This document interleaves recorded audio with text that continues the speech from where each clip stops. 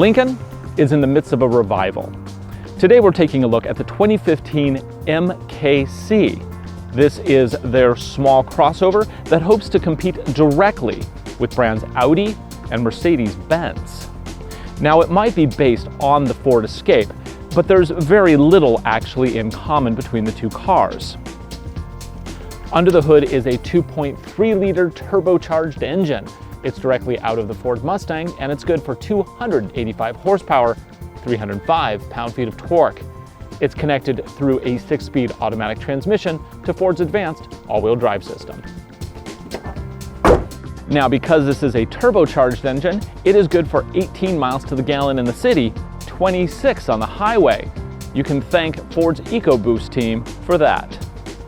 The electronics are very thorough in this vehicle. It has everything from blind spot identification to rear cross traffic. It'll even park itself.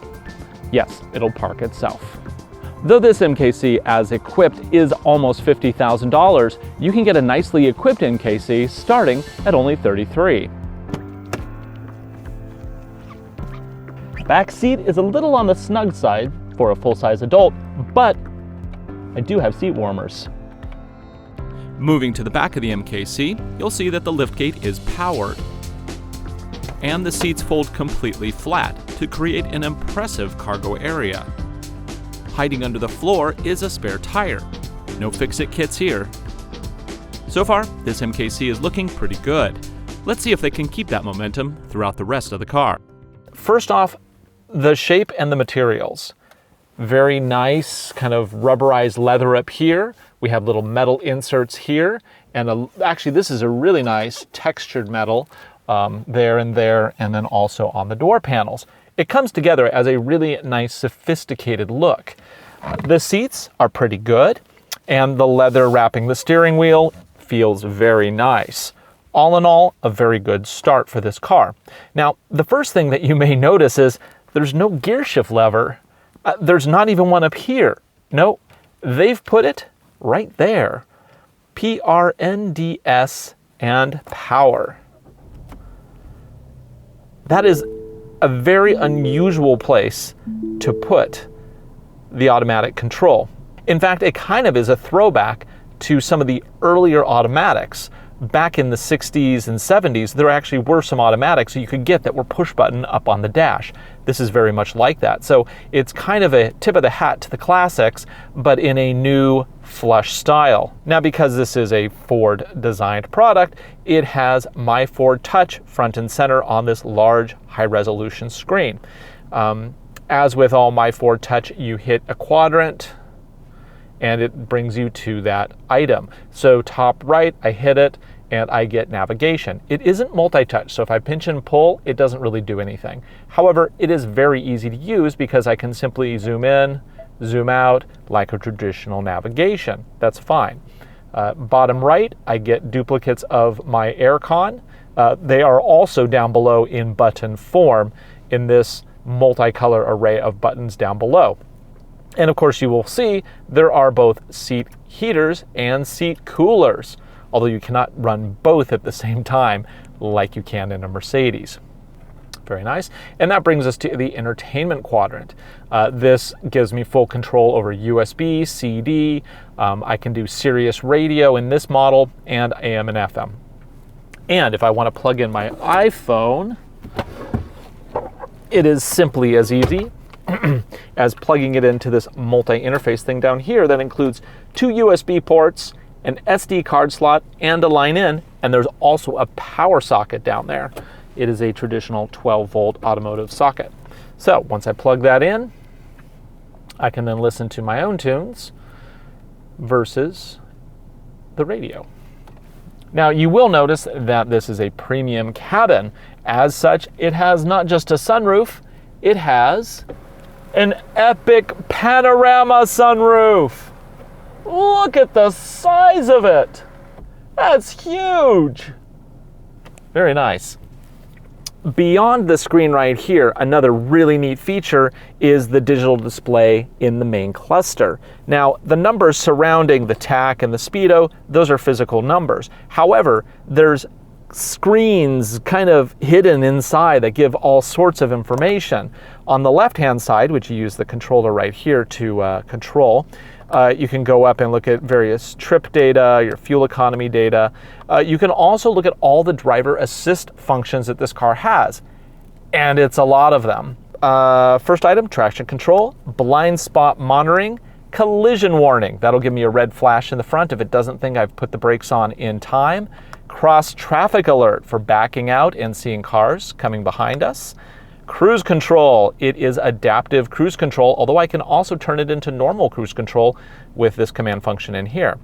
Lane keeping system. Now there's multiple modes where it can either alert me when I'm going out of a lane, or it can aid me by bumping me back into my lane, or I can do both, alert and aid. Currently I have it set for alert and aid for demonstration purposes. We also have parking aids in the front, a bunch of sensors in the front and the back to tell us how we're getting close to obstacles around us. Okay, so let's go ahead and belt up and take it for a spin. Okay, so gear shifter, yeah, right, buttons. Okay, so I hit the drive button. Whoa, that's some power. Gotta remember, 285 horsepower. Even though it has a massive amount of horsepower and torque, this car actually gets decent gas mileage. It's rated at 18 around town, 26 on the highway, which, if it doesn't sound great, keep in mind, 305 pound-feet of torque in this little thing. That's huge. Okay, let's go ahead and stop.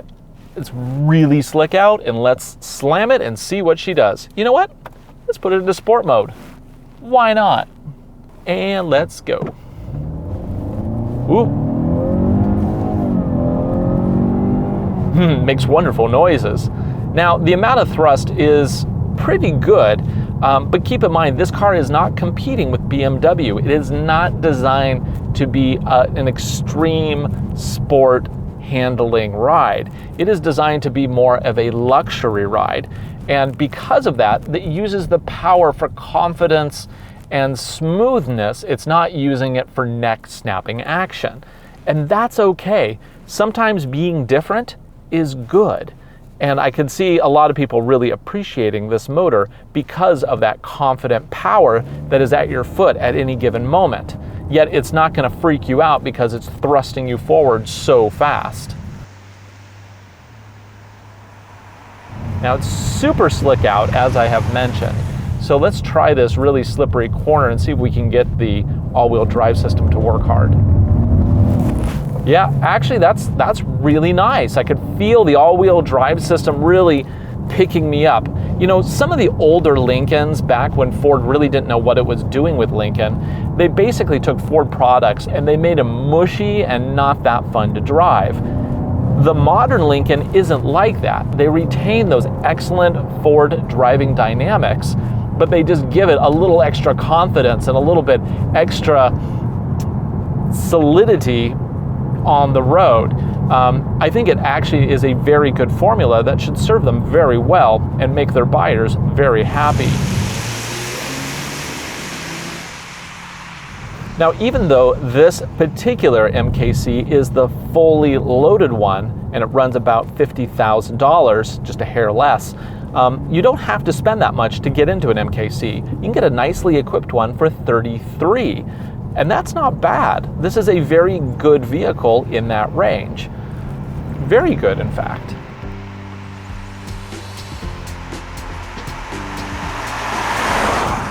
So if you're in the market for a small luxury crossover, but you want something different, you definitely need to check out this MKC from Lincoln.